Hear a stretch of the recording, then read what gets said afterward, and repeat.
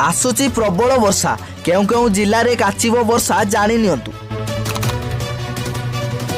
राज्य को आसुची पश्चिमा झड़ फल उपांतर उपकूल पर्यंत अंचल वर्षा रे भिजिब मिलिब तातीरु आश्वस्ति। भुवनेश्वर स्थित आंचलिक पाणीपाग केन्द्रर वैज्ञानिक उमाशंकर दास एपरी सूचना देउथवा बेले आश्वस्त अनुभव करिसंती राज्यवासी। आंचलिक पाणीपाग केन्द्रर सूचना अनुसार 15 तारीख में उपकूल एवं एहार पार्श्ववर्ती जिला यथाक्रमे बालेश्वर, भद्रक, मयूरभंज, केउझर, जाजपुर, ढेंकानाल, केन्द्रापड़ा, कोरापुट, रायगड़ा और गजपति जिले में वर्षार प्रभाव रहिबो।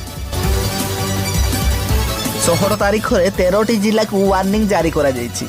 मालकानगिरी, कोरापुट, रायगड़ा, गंजाम, गजपति, कंधमाल, नयागड़ा, खोर्धा, कटक, जाजपुर, भद्रक, बालेश्वर और मयूरभंज रे पवन सहित बिजुड़ी घड़घड़ी हेबो। एहा बाद 17 तारीख में दक्षिण ओडिशा रे अधिकांश जिले में बिजुड़ी घड़घड़ी सह वर्षा हेबो। एही समय रे घंटा प्रति 45 रु 50 किलोमीटर बेगरे पवन बहिबा पूर्वानुमान करिछि पाणीपाग विभाग।